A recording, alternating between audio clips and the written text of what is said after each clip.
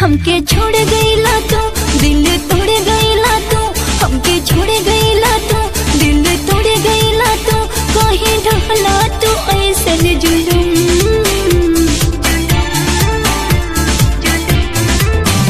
काहे हो गईला बेवफा सनम कि दिनों रात रोवतानी हम।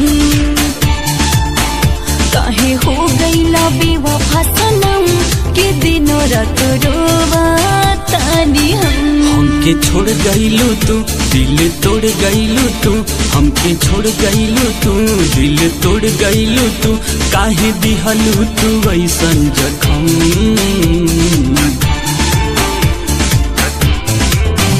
तू तो हो गईलू बेवफा सनम कि दिनों राती रोवतानी हम। तू तो हो गईलू बेवफा सनम कि दिनों रात रोवतानी हम।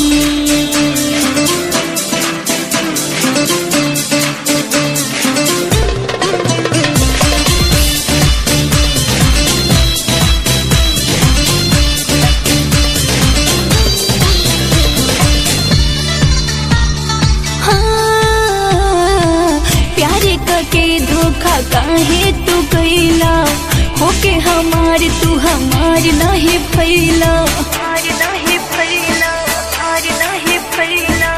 तहरा के हम गोरी नहीं देले धोखा, तू ही तो हमार तुरलू भरोसा।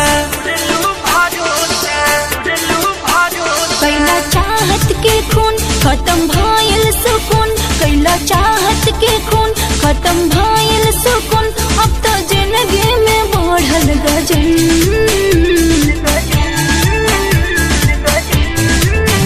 काहे हो गईलू बेवफा सनम कि दिन रात रोवतानी हम। तू तो हो गईलू बेवफा सनम कि दिन रात रोवतानी हम।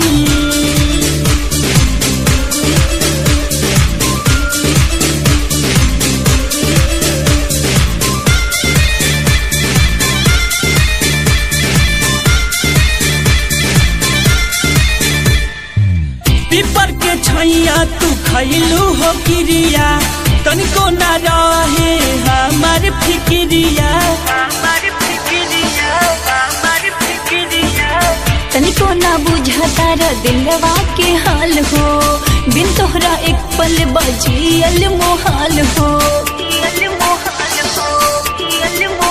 नीली माटी में देह हमर तड़पताने, नीली माटी में देह हमर तड़पताने, नइखे मिला त कौनो अलम।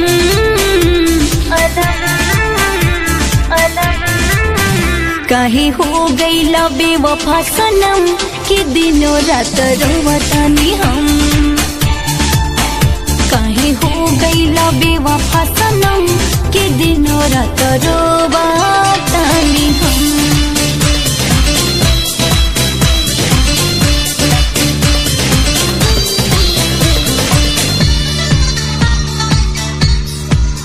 हाँ, धागा सनहिया के भइल कमजोर हो, बचपन के रिश्ता काहे दिहला तू तोड़ हो। अरविंद अशोक के मान लिहलू बात हो, तबे तो हमरा संगे कह दिहलू घात हो। कहे सरिता सरगम अर्जुन कैला ना रहम, कहे सरिता सरगम अशोक जी कैला ना रहम, हमके दे दिहला तो हमें गम।